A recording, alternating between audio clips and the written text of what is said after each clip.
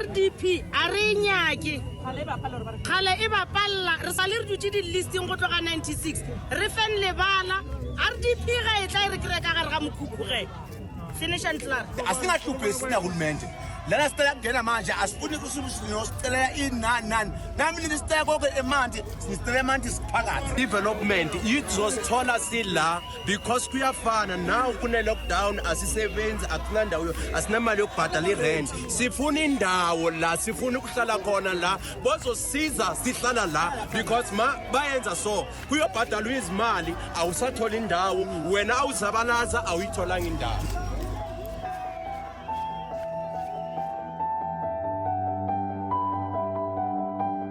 Land invasion. Where did it begin? One would have to journey back in history to a time when the first Dutch settlers arrived at the Cape in 1652 and clashed with the indigenous San people, forcing them to move away from the Cape. In 1948, the National Party won the general election and the evil system of apartheid became law, enforcing racial segregation in any form, truly a crime against humanity, in the words of the United Nations. Through negotiations, South Africa was spared the horrors of a disastrous civil war. 1994 heralded a new dawn for the majority of South Africans. But years of deprivation and discrimination had done the most terrible harm to the disadvantaged in almost every sector of life. There was a very clear line between the haves and the have-nots, particularly when it came to housing. President Nelson Mandela made it clear that this was going to be a priority for his government. Since then, successive governments have endeavored to provide an adequate solution to this challenge. But with a growing population and increasing urbanization, the size of this pressing challenge is growing alarmingly. There is a sense of despair in the air, quite understandable. Much was promised, and to those desperate for housing, not enough has been done for them. What is the solution? It must be a solution that can provide a real and lasting answer. Speedily, now. There needs to be a bridge between government and those actively involved in this enormous challenge. The South African Housing and Infrastructure Fund, SAHIF, is that bridge, providing the answers. SAHIF is a housing and infrastructure fund that prides itself on being a reputable, highly ethical and well-run organization who acquire vacant and unused land close to towns and cities and create zoned and service stands for middle and lower income households to build their homes close to work and amenities, providing them with the respect and dignity they deserve. Myself personally, as the driver of the fund, as the CEO of the fund, I'm celebrating 20 years in real estate, and I've worked with different companies like Pem Golding, Ches Everett, the Seif, the Jarvis, the big top real estate companies that sell multi-million rands properties. And I then chose to leave that space in that sector to focus on affordable housing. And I had an opportunity to be out of the country for 2 years, and I was based in Boston. I met a lot of people from all over the world, and most of them were dealing in affordable housing at Harvard when I was doing my master's there more than 2 years ago. And I learned a lot of stuff, and I really felt that this is a space that I want to be in. And that's when we launched this fund. And our main aim is still to make sure that we accelerate delivery of affordable housing for our people.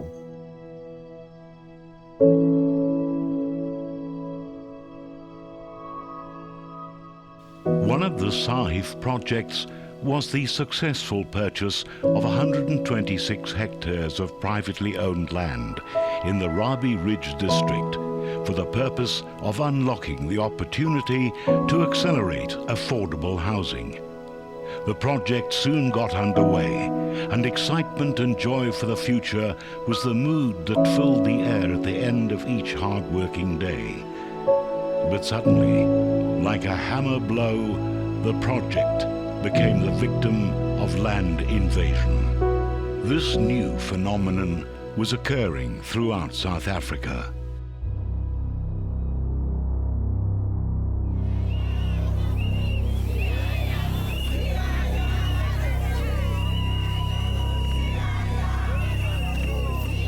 Spani di ferile.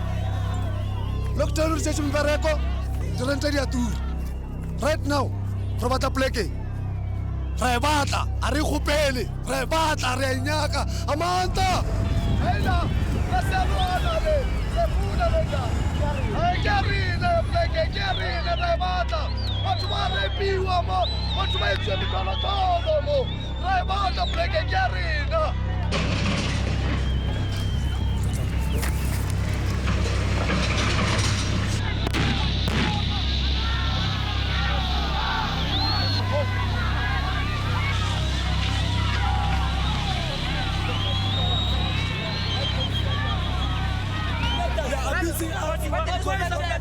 We need the protection from you guys. Protect us. We need the protection from you guys.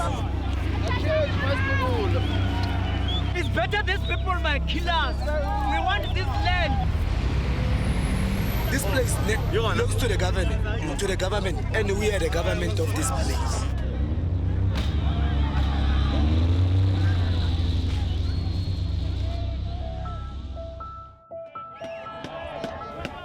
In simple terms, Sahif has been caught in the crossfire between those desperate for housing and government. On the one hand, the government was being told, if you don't do your work and provide what you promised, we will take the law into our own hands and just invade government land because it belongs to us. We actually busy invading a property whereby it was neglected by the owners from 1986 up till this present day. Reason for that is that our people have no proper accommodation. They need of places to stay. That's one of the reasons that we are here during the sad COVID moment that we can't afford homes, rent, and all of that. But some of us are not working. Majority of us are not working. Ba go jetsa ka China whatsoever batho ba tswang ka ntle gore ke bona ba rekileng lefatshe le ndoda late ona le ndawo mele sinike le ndawo namhlanje siyayifuna nimtsheleni kanjalo ukuthi sifuna le ndawo. We must unite and fight for our land. Our kids, they are dying here. Please help us. Our sisters, they are getting raped. Umama washona engenandla mina andinandla umntana ungangami sihlalaphi. Pleke oyibona ile so re kra ditopo ka mo batho ba ripiwa ditlhogo batho ba epelwa ka mo o re shalo o thibiwa mola ke ka baka la gore batho ba bolaiwa batho ba rapiwa ne so today re la pile ka taba tsa mokhuto re nya ka pleke re gone o dula. What choice do we have? The government's response was, we're doing the best that we can, just have patience. It has to be acknowledged that to date, over 5 million homes have been built since 1994, and government is only too aware that much more still needs to be done. The backlog created by government neglect prior to the first free democratic election has resulted in a toxic heritage. And caught in the middle is Sahif, who only recently purchased the land legally from a private owner. This was not even government land, and any disinformation in this regard was most unfortunate and not helpful at all. From its very inception, Sahif has always been a problem solver, specifically directed at the plight of the poor and disadvantaged. Consequently, with this attitude firmly in place, this problem too will be resolved. Grateful for the presence of the South African Police Service, who helped to ensure the safety of residents in the area, SAHIF brought in their own private security and contractors to contain the situation on the ground. Dialogue has been entered into with the relevant factions on the ground as well as with government.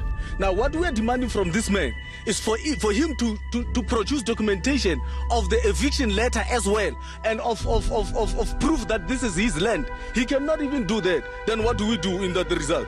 There's nothing that is going to happen here. We're going to push back until we get this land. Criminal activities are taking place here. We find bodies of dead people here. What is happening?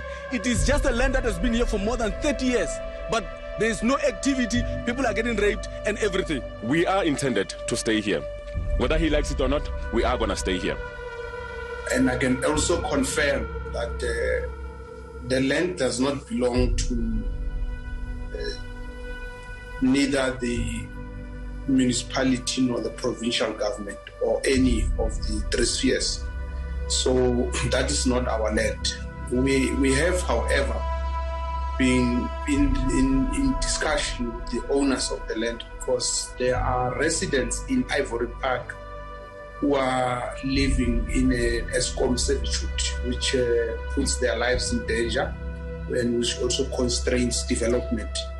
And we wanted the private owner to partner with us so that we can relocate those people. Well, how are you meeting each other in this regard? Because we spoke to the MEC yesterday. The MEC says, well, we still need to go and speak to the owners of the land to determine, for example, who will be responsible for the town planning process, who will be responsible for bulk infrastructure, where that money is going to come from, and so on and so forth. So how are you handling those issues with government at this point?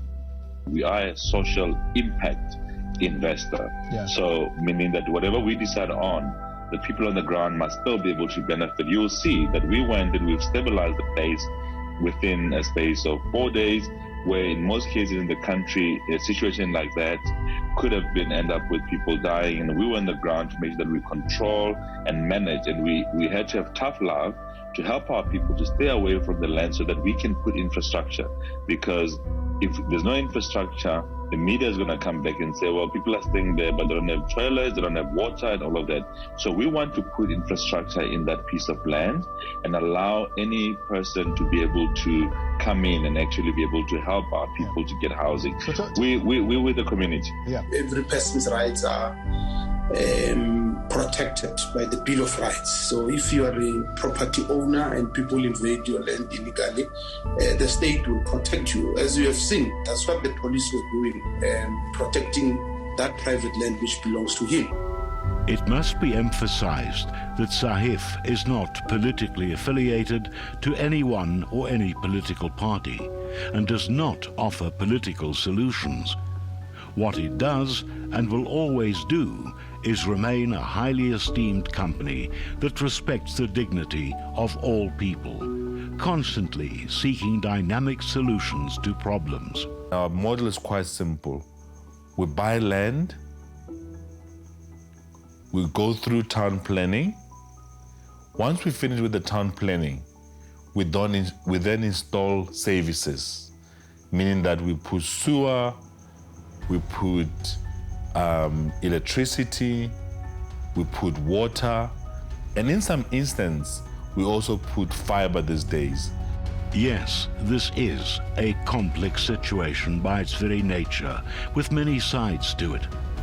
There's an urgent plea for help from those who've been disadvantaged, and the constant threat of criminal elements taking advantage of unprotected vacant land. There's also the very real possibility of dishonest, reprehensible people claiming to have the legal right to rent out or even sell the property to the unsuspecting desperate people, the people that SAHIF is endeavoring to help by providing proper infrastructure and services. The consequence of this has been the erection of unsafe, unhygienic, and poorly erected makeshift shacks.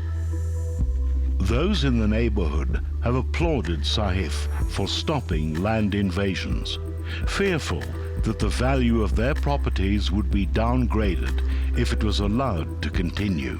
My appeal to the government is that they must try to develop these vacant lands, because we don't want to see the informal settlements, because the value of our properties is going to depreciate. So I would be happy if the government can listen to us and develop this area.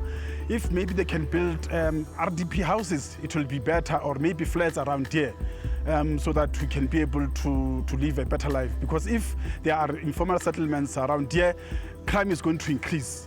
And we are also going to experience challenges with illegal electricity connection, and it's going to affect our area. So perhaps it's the case that people need to be reminded of SAHIF's aims and intentions. During the COVID pandemic, it was SAHIF who generously donated over 70 quality temporary homes to homeless households, making use of their alternative building technology solution plan, a highly innovative strategy to fast-track the delivery of the much-needed houses in South Africa. Thank you very much to South African Housing Institute, to Rabie, to the HTA, because we're in a meeting to talk about decanting of informal settlements, and I raised this issue. 2 months later, this thing's there. So thank you very much to the donors, Nangomso. Rabie, your technology is super. Your technology is super. He has just informed me that they are building in the Eastern Cape, in the Duncan village. Technology has caught up with us, but please, let's accept it, let's embrace it. It will take us so much further than where we are. And not only that, but the development projects themselves are constantly creating excellent job opportunities for the local communities. The erection of the fencing on the Rabie Ridge project has been a prime example in itself, with local people involved in its construction.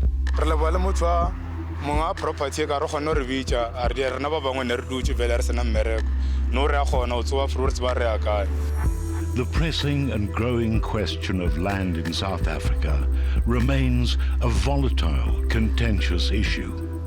SAHIF remains committed to the people who have suffered the most, offering practical solutions, providing dignity and hope. What lessons have been learned? The events of the past days have made it very clear that the land and housing issue in South Africa needs to be addressed with great urgency and practicality. And perhaps it is private companies like SAHIF that can in fact offer the best and fastest solutions. So the way forward is for government, citizens, policymakers and the private sector involved in land and housing development to enter into constructive dialogue to speed up processes.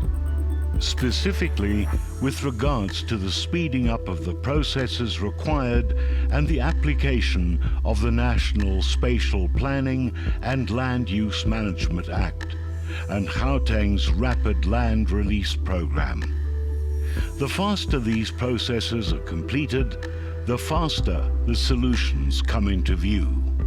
But the good news is now that we are now on the table and chatting to different entities, but one of them that is actually in the priority is government, where we are wanting to say, how do we work with you? It's going to be an exciting development that is going to provide housing for our South African people, and we're going to move very fast in making sure that that happens. But we've learned a lot of lessons about land invasion in South Africa, and we will do it better. At the end of the day, all we want is a piece of land and a dignified house to live in that we can call home.